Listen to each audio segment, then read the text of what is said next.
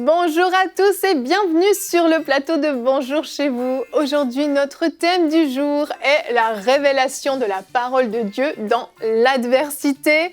Bonjour à vous deux. Et bonjour Madame Lebeau. Vous allez bien? Ben oui. Très, très bien. Alors Jonathan, Anne nous confiait hier que votre jardin, que votre salon était devenu une serre. Est-ce exact? Ça pousse. Ça pousse. Comme les cheveux. Il y en a partout. T'en peux plus, c'est ça? Mais il ne le dira pas. Non, il le dira pas. Là, Tu vois, là, j'ai même des blessures de guerre tellement j'ai jardiné samedi passé, tu vois. Ah ouais, c'est violent. On voit que tes mains n'ont plus l'habitude. Hein. Non, j'ai juste fait un peu de râteau, puis un coup de pelle. C'est les mains d'informaticien, voilà. Ça, Jonathan, c'est normal. Aujourd'hui, nous allons voir comment la parole de Dieu est un outil puissant et particulièrement dans les temps d'adversité, en tout temps. Hein, on s'entend bien que c'est en tout temps, mais dans les temps d'adversité, la parole de Dieu se révèle très, très utile pour nous aider. Et Anne, tu vas répondre à une question aujourd'hui. Oui, Carole du Canada qui nous dit dans le monde est en pleine crise, quel type de prière devons-nous adresser à Dieu face aux problèmes actuels? C'est très actuel comme question. C'est très, très, très, très actuel. Donc, tu y répondras tout à l'heure. Et en deuxième partie d'émission, on va faire un switch. Je vais me séparer de vous. Et Nadine va venir avec son invitée Anne Kernizan qui nous présente ta petite collection, ou ma petite collection, faut pas que je... Non, ta petite collection, c'est juste... C'est pas la mienne, c'est pas la tienne. C'est Anne K. Et ici, on a Anne B. C'est toute la différence. On va se perdre dans les Anne. C'est bon? Oui, tu suis? Parce que tu dis ta petite collection, je ne savais pas à qui c'était. Ah, t'es pas au courant que sa femme collectionnait quelque chose. Une petite collection, apparemment. Une petite collection. Donc, on en parlera tout à l'heure. C'est simplement une collection de vêtements, Jonathan, pour que tu saches, puisque tu ne seras plus sur le plateau pour découvrir ça. Les chiffons. Exactement, entre femmes, c'est mieux. Tu mépris un peu dans le mot chiffon, pas du tout. Hein. Attention à ce que tu dis. Donc, ce sera en deuxième partie d'émission dans la rubrique Culture et Médias. Mais avant ça, on commence avec la pensée du jour.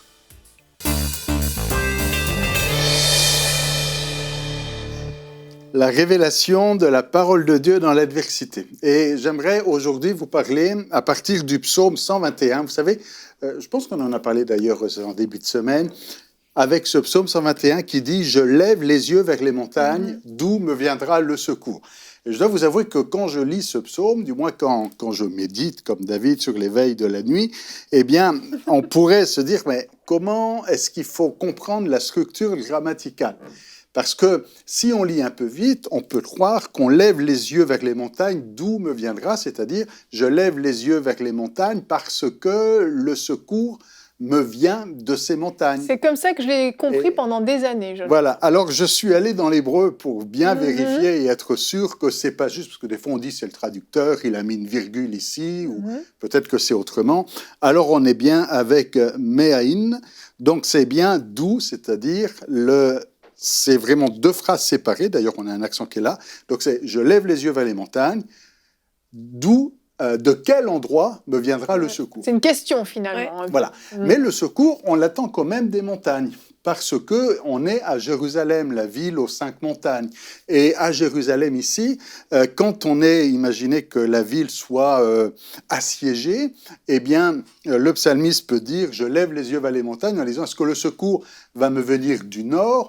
Par exemple, de Tyr et de Sidon, qui étaient quand même dans des relations à une certaine époque en tout cas, assez amicale avec Israël, ou alors de l'Égypte, et on se souvient aussi que même à d'autres reprises, l'Égypte avait pu venir au secours d'Israël.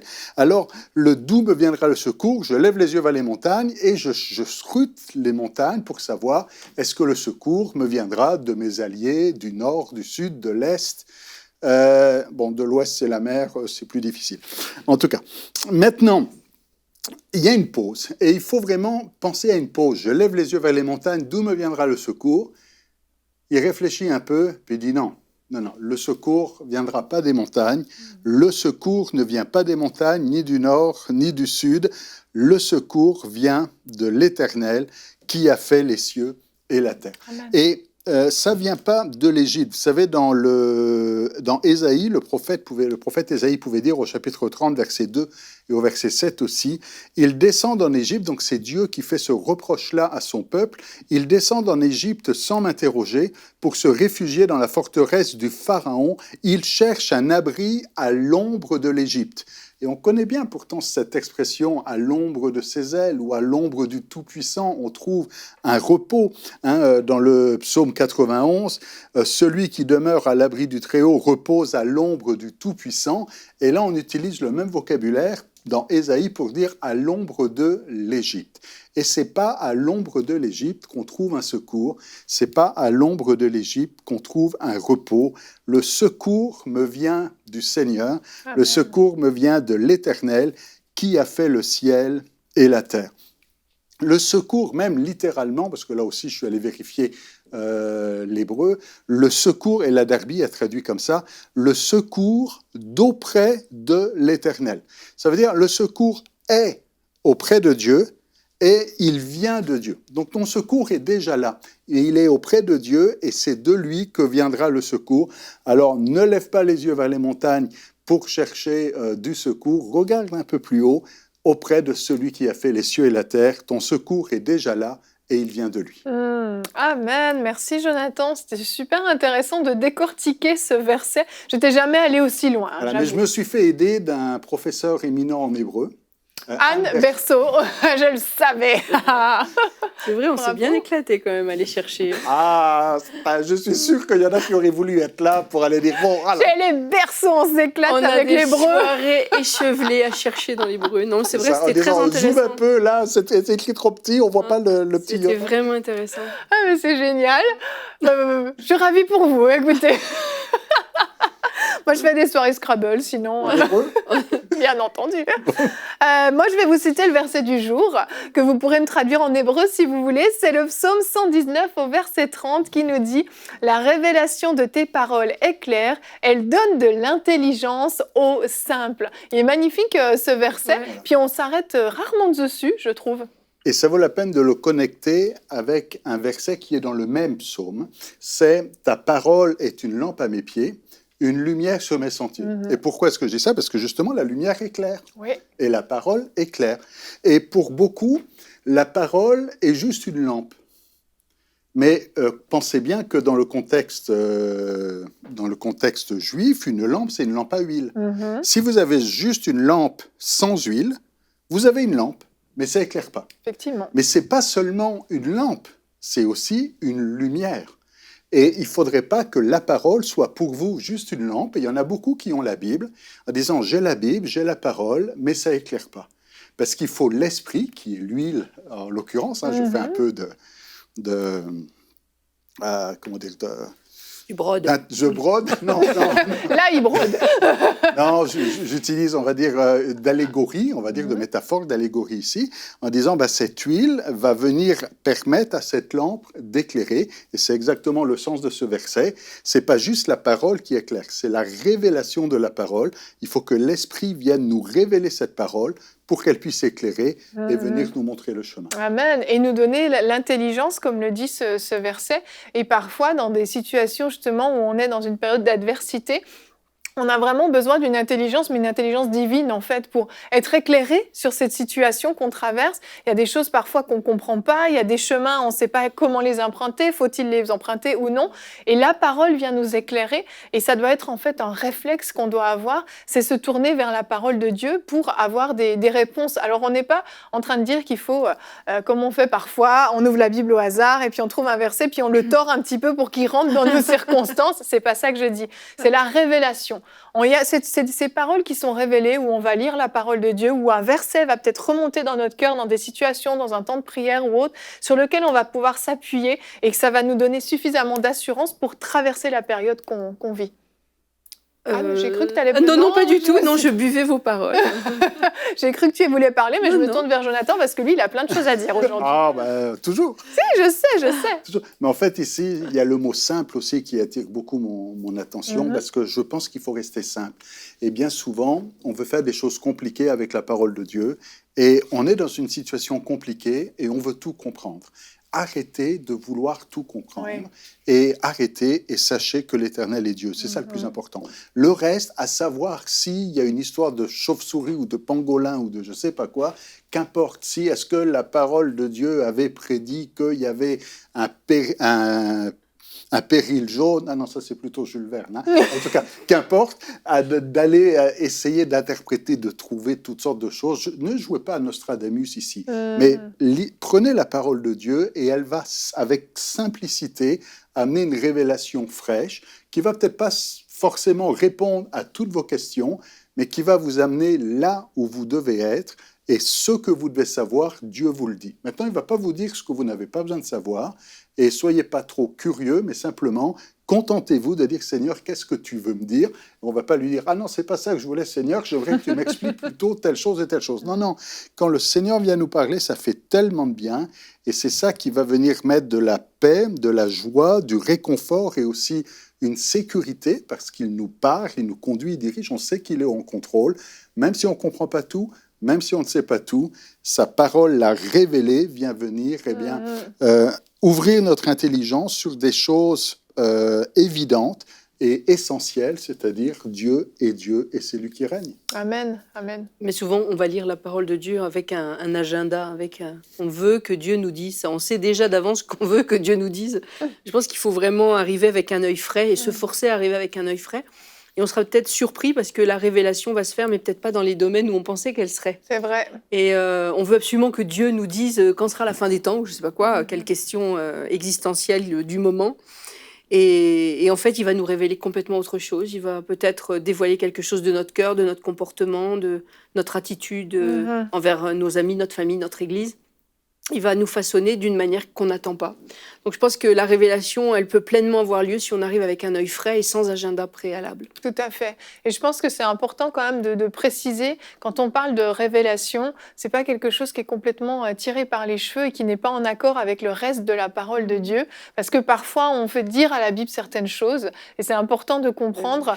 Jonathan, t'avais fait, juste avant la période de confinement, même tu étais déjà en confinement, un conseil du coach où tu expliquais justement comment ne pas sortir un verset de son contexte et le déformer. C'est important là aussi de ne pas se faire des révélations farfelues et tirées par les cheveux. C'est une révélation qui doit venir de Dieu, donc qui va être en accord avec le reste de la parole de Dieu et on déforme pas. C'est juste une petite parenthèse, mais c'est important de ne pas tirer les choses à notre avantage comme on le voudrait, parce que ça nous arrange bien dans la situation dans laquelle on est. C'est ça, j'ai eu l'occasion de fréquenter les milieux de la recherche et de la recherche en théologie aussi.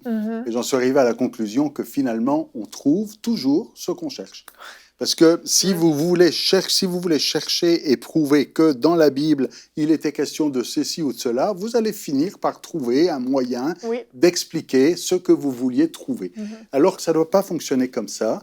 Il faut être capable plutôt de mettre les choses à zéro, de partir du vide, du néant, et de dire au Seigneur, parle-moi, révèle-toi. Tout à fait. Si vous êtes là en train de dire d'où me viendra le secours, je reviens là-dessus, et de dire, vous voulez à tout prix montrer que le secours va venir de l'Égypte et que ça vient de Dieu. Vous savez, des fois, on a toujours des révélations. Ah, c'est un signe, il y a quelqu'un qui m'a proposé ceci. C'est un signe, il y a quelqu'un qui... Et si vous voulez voir des signes partout, vous allez les voir. Mais le prophète Ésaïe encore, parce que je reviens avec l'Égypte, il dit, voici, tu as placé donc ta confiance sur l'Égypte, tu as pris pour soutien ce roseau cassé, c'est-à-dire que tu t'es appuyé sur l'Égypte, mais c'était un roseau qui était cassé, donc très coupant, et finalement ça t'a blessé au lieu de te soutenir. Et il y en a comme ça qui vont mettre leur confiance dans des choses qui blessent, tandis que quand vous êtes dans la parole avec du solide, avec du vrai, et dans une révélation de la parole de Dieu, c'est pas quelque chose qui va vous blesser, c'est pas quelque chose qui va vous faire du mal, mais ça va au contraire vous rassurer, vous réconforter, vous nourrir. Exactement, tout à fait. Anne, on va enchaîner avec toi, avec cette question donc, de Carole dans la rubrique « Pasteur, j'ai une question ». Le monde est en pleine crise. Quel type de prière devons-nous adresser à Dieu face aux problèmes actuels? Donc la question de Carole, je pense qu'elle peut concerner pas mal de monde parce que c'est vrai que dans toute cette situation, on ne sait plus trop quoi prier, comment prier, c'est un peu la confusion quand même. Oui, cette crise, elle est venue comme un peu un coup de pied dans la fourmilière et certains ont été déçus déstabilisés, en particulier dans leur vie de prière. Mais j'allais dire, il n'y a rien de nouveau sous le soleil, pour reprendre les paroles de l'Ecclésiaste, parce que le monde est toujours en crise. Oui. En tout cas, moi, j'ai un demi-siècle passé. Déjà ? Oui, déjà. Ouh. Et je n'ai jamais connu, même depuis ma plus tendre enfance, un monde en paix complètement. C'est vrai. C'est illusoire de croire que le monde n'était pas en crise avant et que subitement, au cours du mois de mars, il est devenu en crise. Parce que, c'est sûr que là, la crise est très visible. Elle est dans tous les journaux. On peut pas l'éviter. Mais si on regarde avant la crise, il y avait des gens emprisonnés. Il y avait plein de gens encore perdus, des gens à sauver. Oui. Il y a des enfants battus, d'autres qu'on force à se prostituer. Il y a des malades, il y avait des gens plongés dans le désespoir. Avant la pandémie mondiale, il y avait quand même, il y avait Ebola au Congo. Il y a des dizaines de milliers de gens qui mouraient du paludisme ou d'autres choses. C'est toujours le cas. Et c'est toujours le cas. Il y avait des cataclysmes, des famines, des tremblements de terre, des pays en faillite, des familles déportées à cause de la guerre. Donc il n'y a rien de nouveau sous le soleil. Le monde était en crise et il l'est toujours. So what ? Et la seule différence maintenant, c'est que ça touche tout le monde en même temps. Et surtout, ça touche les pays riches. Donc d'un seul coup, on s'affole en disant qu'est-ce qui nous arrive ? Mince, qu'est-ce qui se passe ? Alors, le type de prière à adresser à Dieu maintenant, c'est le même qu'hier. C'est le même qu'hier. Vas-y, j'aime trop quand t'es Anne. Le premier enjeu, de toute façon, dans notre vie de prière, au-delà de toutes les souffrances du temps présent, c'est le salut des perdus. Quoi qu'il arrive, c'est le salut des perdus. Et justement, puisque beaucoup de gens meurent en ce moment de cette maladie, il faut prier pour leur salut. Que ceux qui ont entendu parler de Christ au cours de leur vivant, de leur vie avec tous leurs moyens, se souviennent à leur dernière heure qu'au ciel, il y a quelqu'un qui les attend et qu'il faut accepter Jésus comme sauveur. Que ceux qui ne connaissent rien aient l'opportunité d'entendre une infirmière, une femme de ménage, un brancardier leur témoigner de l'amour de Christ. Que dans leur temps de profonde solitude, il y en ait qui crient à Dieu et que Dieu leur parle. Ça, c'est des sujets de prière éternels. Crise ou pas crise, Covid-19 ou pas Covid-19. Le deuxième enjeu, c'est aussi que les croyants eux-mêmes ne soient pas saisis de crainte. Parce que cette crise, elle sert beaucoup à gonfler la crainte, à faire peur aux gens, et on joue beaucoup sur la peur. Alors, il faut prier que les chrétiens s'affermissent et qu'ils ne laissent pas tomber leur premier amour en se confiant plus que jamais à Dieu pour tous leurs besoins. Amen. Ésaïe 30,15 dit « C'est dans la tranquillité et le repos que sera votre salut, c'est dans le calme et la confiance que sera votre force, mais vous ne l'avez pas voulu. » Alors, on va prier pour qu'il le veuille. On va prier pour que ce soit l'occasion pour que l'Église de se fortifier. Et je rappelle quand même que, en tout cas pour la France et l'Europe de l'Ouest, le plus gros réveil qu'on ait connu au XXe siècle, c'était dans les années 30, au moment où de la pire crise économique. Donc les moments de crise sont aussi des facilitateurs qui permettent aux gens de se poser les vraies questions existentielles et de se tourner vers Dieu. Amen. Donc c'est pas forcément négatif en tout. Et d'une manière générale, quand il y a une crise, soit on laisse tomber, soit on s'affermit. Donc on va prier pour que les gens s'affermissent au lieu de laisser tomber. Et le troisième enjeu, c'est la Bible qui nous le dit dans 1 Timothée 2,1. Prions pour ceux qui nous gouvernent. Donc j'exhorte donc avant toute chose à faire des prières, des supplications, des requêtes, des actions de grâce pour tous les hommes, pour les rois, pour ceux qui sont élevés en dignité, afin que nous menions une vie paisible et tranquille en toute piété et honnêteté. Cela est bon et agréable devant Dieu notre Sauveur, qui veut que tous les hommes soient sauvés et parviennent à la connaissance de la vérité. Donc ma réponse, c'est business as usual, comme d'habitude. Si on a déjà une vie de prière, notre vie de prière est intacte, nos sujets de prière sont intacts, et c'est sûr que beaucoup ont des besoins nouveaux, des craintes par rapport à leurs finances, leur santé, mais notre Dieu est fidèle, il était le même hier, il est le même aujourd'hui, il sera le même demain. Alors on fait toujours confiance, parce que nous avons un Dieu qui est plein de ressources. Et Philippiens 4,6, ne vous inquiétez de rien, puis je vous laisse lire la suite. Waouh, Anne, merci. Elle était zélée, ton épouse, aujourd'hui, Jonathan.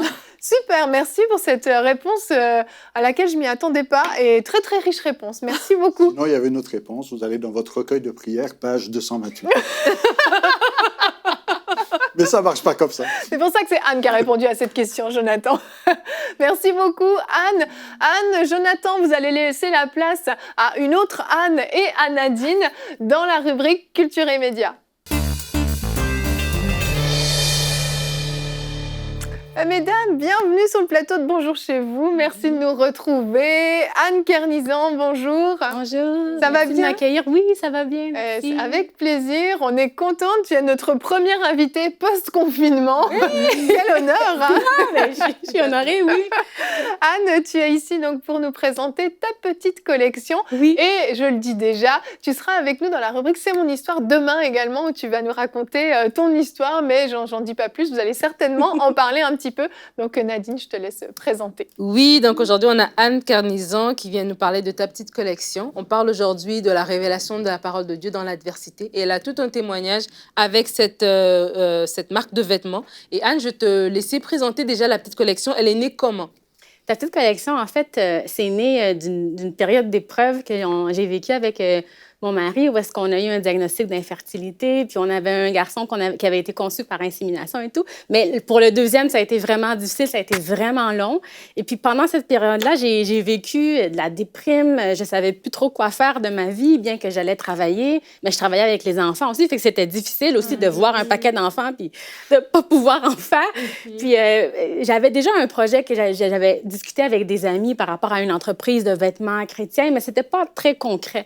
Puis pendant la période d'infertilité, vraiment, là, le Seigneur, ça s'est descendu sur moi, là, met sur place quelque chose là, pour vraiment pouvoir partager la parole de Dieu. Puis quand ton bébé miracle va arriver, ça va être ce qu'il va porter.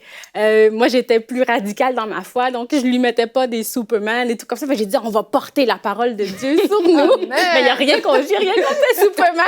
C'est bien correct. Fait que c'est ça, du jour au lendemain, j'ai regardé mon mari, j'ai dit, est-ce qu'on y va? Puis il m'a dit, on y va. Fait qu'on a complètement fait ça c'est l'expression en français, là, from scratch, qu'on peut dire, là. De zéro. De zéro. Comment on imprime le chandail, comment ça se fait, on commande ça où. Puis là, le Seigneur, il m'inspirait des citations à mettre sur le chandail, mais ça a déboulé très, très, très vite. Puis c'est ça, c'était ta petite collection parce que c'était pour les enfants. Oui. Initialement, c'était pour justement mon bébé miracle que j'attendais, puis mon fils que j'avais déjà. Donc, c'était vraiment pour les enfants. Je voulais faire ça un petit peu mignon. Puis de fil en aiguille, là, plus que la petite collection a grandi, bien, les adultes ont fait des demandes de chandail. Elle a vraiment grandi. Elle a grandi. Et là, je vais montrer ça. C'est trop cute. Oui. Oh. C'est trop mignon. Ça donne presque envie, mais je te laisserai, Evelyne. Je te donne ça en Non, cadeau. c'est fini. C'est fini, on est complet. Et c'est ça, comme tu dis, c'est des vêtements, en fait, avec des citations, des sigles. Et là, tu as des vêtements pour enfants, adultes. Pour toute la famille, en fait. Pour toute la famille, exactement, des casquettes. Et il y a plusieurs articles comme ça. Et là, tu parlais de l'importance de porter la parole. Et là, je te pose la question, pourquoi est-ce que ça existe, en fait, la petite collection? Mais en fait, c'est que lors de ce moment d'épreuve-là, j'ai réalisé que dans ma foi, il y avait des petites choses des grandes choses qui fonctionnaient pas. C'est que je m'accrochais pas beaucoup à la parole de Dieu. Je savais qu'il était bon, mais concrètement, dans ma vie, c'était pas tangible. Mais je me disais, si j'aurais quelque chose pour lequel m'accrocher, pour que moi-même, je me rappelle de ses paroles, moi-même que je me rappelle de ses promesses. Puis souvent, moi, je porte mes chandails à la maison, puis quand je passe devant le miroir, je dis, OK, oui, je suis plus que vainqueur en Christ. Fait que c'est vraiment pour... C'était pour me rappeler à moi, puis je me dis, mais je dois pas être toute seule dans cette situation-là, qui, oui, on est souvent été élevés dans des familles chrétiennes, ou bien on connaît l'Évangile, mais de le vivre au quotidien, des fois, c'est plus dur. Fait que moi, j'avais besoin d'un point d'attache, là, puis aussi d'un point pour dire ça, là, c'est ce que mon bébé va porter quand il va arriver de façon surnaturelle. Donc, c'était comme j'avais besoin de ça pour pas, en fait, chuter complètement, parce qu'au niveau de la gestion des émotions, quand on est en essai bébé, c'est pas toujours évident. Oui, oui. Et là, quand on parle de vêtements chrétiens, il y en a plusieurs. On en a déjà même présenté ici à Bonjour chez vous, des vêtements chrétiens. Et là, aujourd'hui, on parle de ta petite collection. Oui. Et j'aimerais te poser la question. Pourquoi, ou bien comment elle se distingue, en fait, des autres marques, en fait, qui existent déjà? Mais en fait, moi, mon objectif, beaucoup, parce que souvent, les gens vont dire, on va porter des vêtements chrétiens pour évangéliser, pour partager la parole de Dieu. Et je trouve que ça a toute sa place. Mais moi, ta petite collection, là, c'est pour le chrétien. c'est pour que lui-même se rappelle des paroles, des promesses, des provisions de Dieu. Parce que si on veut évangéliser, partager quelque chose, on ne peut pas le faire si nous-mêmes, on chancelle dans notre foi. Puis c'est à chaque jour qu'on doit se rappeler de ses promesses. Fait qu'on médite sa parole, mais aussi d'avoir un point d'ancrage. Là, moi, des fois, je le mets au travail en dessous de mon veston. C'est caché, personne ne le sait. Oui. Mais c'est comme ça m'aide dans mon quotidien. Puis je me suis rendu compte que j'étais pas la seule à avoir besoin d'exprimer ma foi pour moi-même, pour pouvoir aider les autres. Si je veux semer dans la vie des autres, il faut que ma vie à moi soit comment je pourrais dire... Tu t'auto-encourages, tu t'auto-édifies, en fait, par ce que tu portes, finalement. Oui. Puis c'est sûr que par ricochet, ça crée des conversations et tout ça, ça peut servir d'évangélisation. Mais c'est ça la différence, je trouve, qu'avec les autres entreprises là, qui sont plus... mettez-le dans la rue, puis initiez des conversations, puis ça a toute sa place. Mais ta petite collection, c'est vraiment pour le croyant en tant que tel. Ah, c'est merveilleux. Et ce que j'aime bien, c'est ça, c'est que c'est des petits mots, en fait, mais qui sont évocateurs, en fait, pour le chrétien. Parce que quand tu dis plus que vainqueur, OK, oui, je suis plus convaincu par celui qui m'a... Tu vois, ça t'amène directement au verset. Et quand tu as une casquette qui dit « blessed », qui veut dire « béni » en français, donc du coup, ça t'amène aussi à, comme tu dis, pour les gens qui te voient et qui peuvent être interpellés, mais toi-même aussi, tu te passes devant le miroir et tu te dis « Ah tiens, c'est vrai, je suis bénie, c'est bien. » Ah, c'est super. Et ta petite collection, elle est disponible qu'en ligne. En fait, c'est un magasin en ligne. C'est une boutique en ligne qui est disponible sur quelle plateforme? Bien sûr, on est sur Facebook, Instagram, Pinterest, mais on a toujours notre boutique en ligne, www.tapetitecollection.com. Et sachez là, que chaque morceau là, que vous achetez, on l'imprime à la maison, c'est fait avec amour. Donc, c'est vraiment... À la maison, c'est fait maison, c'est vous qui le faites à chaque fois. Oui, on s'est tout équipé pour pouvoir faire ça. Donc, quand la commande, elle vient, là, elle n'est pas traitée quelque part de lointain. C'est chez nous, c'est mon mari là, qui, chaque soir, va imprimer... Je lui dis, bon, là, t'as 12 chandails à imprimer. Là, il est comme, OK, mais il le fait avec joie. Puis, sachez que c'est un produit local. Un produit local. Ah, mais c'est cool. super. Le gris, je n'ai pas vu. Hein, je suis curieuse. Ben, je te montre tout ça. Oui. Puis on a en français, en anglais, là, s'il y a des gens qui ont des petits. Et puis, en arrière, il y a le petit signe du poisson. Oui. Ouais, moi, j'en ai un, j'ai mis un sur ma voiture, maintenant, le petit poisson. Le T-shirt. Le petit poisson, comme ça m'évite de faire des dépassements interdits. C'est cool. Et je montre ma foi. C'est vrai. Chacun sa technique, Nadine. Écoute, c'est super mignon, vraiment. C'est vraiment très beau. Pour les enfants, je trouve ça trop mignon et tout. Excellent. Oui, en tout cas, merci beaucoup, Anne. Et comme tu disais, Evelyne, demain, vous allez pouvoir voir le vrai témoignage, l'excellent témoignage d'Anne. C'est vraiment édifiant. On va voir comment ce pas de foi a activé vraiment quelque chose dans le monde surnaturel et gloire à Dieu, tu as été exaucé, donc c'est formidable et on en parle effectivement demain dans la rubrique C'est mon histoire. Et demain, non seulement on se retrouve avec Anne Kernizan dans la rubrique C'est mon histoire, mais j'aurai aussi mes deux chroniqueurs avec moi puisqu'on reste en équipe réduite, hein, on va devoir s'y habituer, ça va peut-être durer longtemps. Notre thème de demain sera « Ne baisse pas les bras, garde la foi ». Et donc, une rubrique, c'est mon histoire, comme j'ai dit, avec Anne Kernizan. Anne, merci d'être venue. On se retrouve demain. Et merci à vous tous de nous avoir suivis. À demain et bonjour chez vous.